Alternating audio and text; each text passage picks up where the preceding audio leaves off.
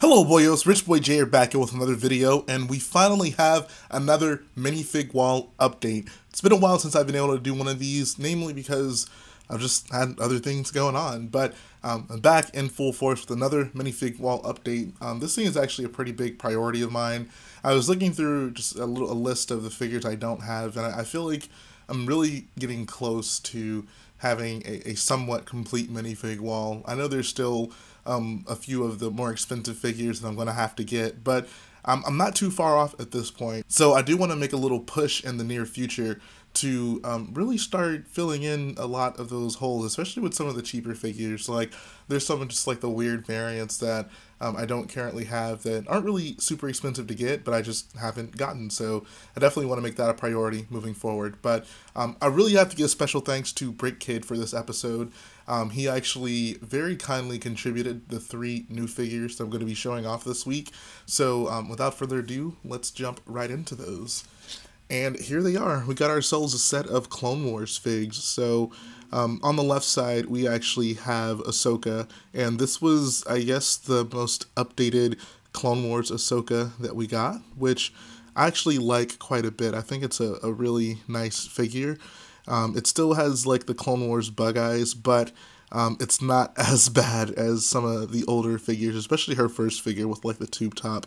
I didn't care too much for that character design, but I'm super happy to have this figure. I believe it was included in like the Coruscant police gunship and that Umbaran mobile heavy cannon. So happy to have this figure. I actually probably going to need to give her 2 lightsabers. She has like 2 green lightsabers, but that's not a big deal at all. I have tons of lightsabers in my collection.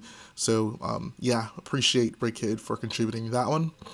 Up next, we have, I believe this droid's name is R3D5. This came in Sicey 10's Jedi Starfighter. So that also came with Evan Peel, I believe.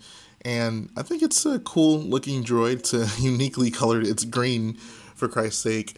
One thing I don't love is just the way that they styled the Clone Wars droids. Like, the shapes are a little simple compared to the other droids that they make. So, I mean, honestly, it's kind of funny that the Clone Wars figures have their own unique style, and like that kind of spread into the droids as well. So, I don't love the printing on it, but it's a cool droid to have. I'm not sure if I would include this in a mock just because it has that unique styling. Maybe it could be like a background droid and it wouldn't really stick out too much. But I don't know. How do you guys feel about that? Does the printing on the Clone Wars style droids really stick out to you insofar as you wouldn't want to use them in a mock with like normal styled figures? Or are you guys maybe a little bit more partial to the droids? Let me know in the comment section below. And finally, we have the most updated Asajj Ventress figure, which I actually like quite a bit because she does not have the hideous Clone Wars eyes. Oh my god, what a blessing. So I think this figure was actually included in the first set where they didn't do that. Some people, I guess, may kind of disagree with it. This was in, I forget the name of it. It's like Anakin's like modified or updated Jedi Starfighter, the one that he eventually gives to Plo Koon, I guess. But this is the first like Clone Wars set where they didn't give them the big bug eyes. I know this is not based on like the Clone Wars animated series, but instead the original animated series, the 2D cartoon. So that may be part of the influencing factor, but I feel like if they really wanted to, they could have given these guys the big bug eyes because it's still in the Clone Wars realm. But either way, I'm super happy that I have a normal movie-styled Asajj Ventress figure. Now, this is one that I would include in a mock, which makes me very happy to have her. The only thing I feel they could have given her is a dress. Now that I actually think about it, what might actually work really well on this figure is the new dress mold piece that we got with like Barriss Offee and that Clone Battle Pack, Clone and Jedi Battle Pack. So maybe that'll be a potential thing for an updating your minifigs, giving Asajj that dress piece that actually work out pretty well. So In the summary, these are the 3 new figures that are going to be added to the wall. Let's go ahead and look at these among the other figures from a couple sets I got that are also going to need to be added to the wall. Alright, so these are the figures on the slate today. So these 3 are the ones that were donated by the BrickKid, and these are ones that are going to be added from a set I got. So this is obviously from Vader's Castle. Got Back to Tank Vader here. Awesome figure, glad to have that. And the rest of the gang. So I'm honestly not too sure. This figure I might have on the wall. I know the cape is different than the one from the battle pack, so I'll have to check on that, see if that's something I need to add to the wall or if I already have it on there. And this mouse droid is freaking hilarious. I love the idea of a mouse droid carrying a lightsaber. Like, wouldn't that make a great scene in Star Wars? Like, maybe have like a mouse droid someone hacks, gives it a lightsaber, and just goes down the hall just chopping dudes' legs off like that. That'd be wonderful. There's an idea for a Star Wars film. Get to it, Lucasfilm. But yeah, so let's go ahead and go to the time lapse, and you guys will watch me put these figs on the wall.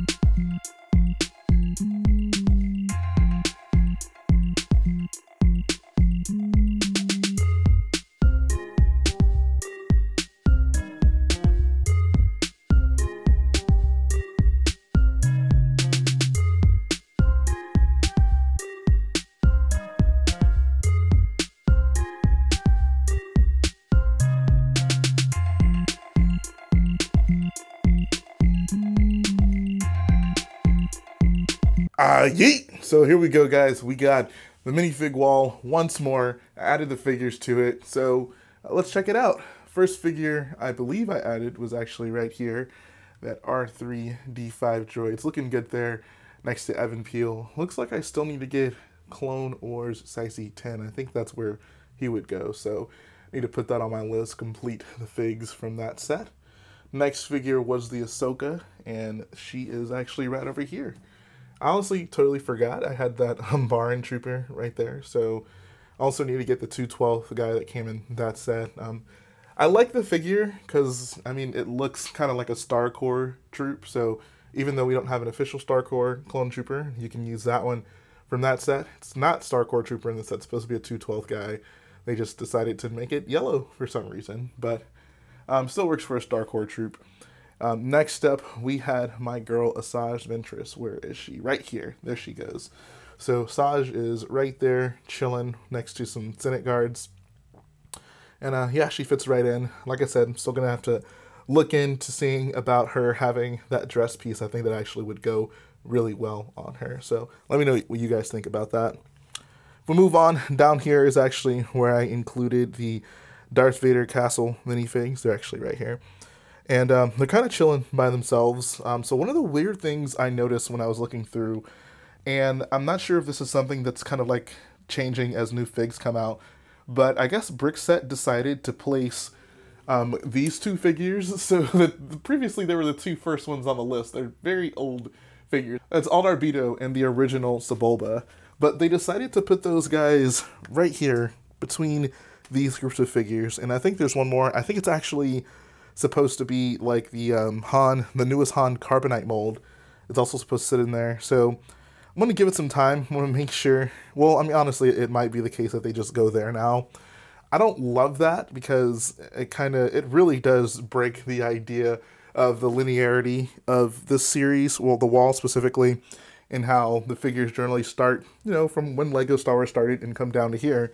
Having those figures, the super old figures down here, I don't love that. So that may be something that I, like, just for my own sake, kind of change and instead move those figures over. I'm going to do a little bit more research into it, see maybe how BrickLink catalogs those other figures, and maybe that'll give me some clarity to see what direction I should go with that. But I definitely don't love having those two super old figures down here with the new boys. But all in all, wall's looking pretty good. Oh, I also need to mention, this was also kind of annoying. So I guess this is another running change that BrickLink did, or BrickSet specifically did. And this is something that I actually have to worry about because, I mean, it could happen. Rather than making this figure its own, like, new figure number, because it has the spongy cape as opposed to the older paper cape, they decided to give it the same number as this one, but put B behind it. So now this is like 521A, this is 521B. Those might not be the right numbers, I don't know. But that means that, like, he goes in there, so everything from that portion on has to get pushed forward, which is definitely something I'm going to have to consider when, like, working on the wall moving forward, because literally at any given moment, like, so they could, you know, make a figure that has a minimal change, and BrickSet decides, oh, we won't give it a new number, we'll just give it, you know, a B behind it, which will effectively mess up everything after it. So these are the perils of doing a minifig wall. It's not all fun and games, because stuff can get messed up pretty easily, as you guys have been able to tell along this journey. But I'm not going to fret too much about it. Like I said, in the meantime, I'm not super concerned with, like, shifting the wall or anything. At this point, I want to fill more holes, and then once more of those gaps are filled up, I'll really worry about, like, getting figures in their somewhat final resting place. Who knows at this point, figures might get moved around literally at any moment's notice. So we'll see about that. But I'd like to do the one last thing before we head out. Just take a look back at the wall. Looking at it now, especially compared to when we first started, I feel like the top half of it doesn't look nearly as empty as it did before. It's still not exactly where I'd like it, but I'm getting more and more happy with it as we're filling in more of those gaps. So progress is absolutely being made, and I'm so glad that I started this journey, because being able to see all these figures in one place is quite the sight to behold. So we're going to keep it moving, guys. That's going to finish up the video. Hopefully in 2 weeks, I'll have another update for you. I've already actually started placing orders for it. Maybe if those come in quick enough, I'll actually do it next week rather than the week after that. We'll see how that goes, though. But that's going to finish up the video, guys. Like I always say, if you like what I do, go ahead and support the video by hitting the like button, support the channel by smashing that subscribe button, and I'll be back again very soon.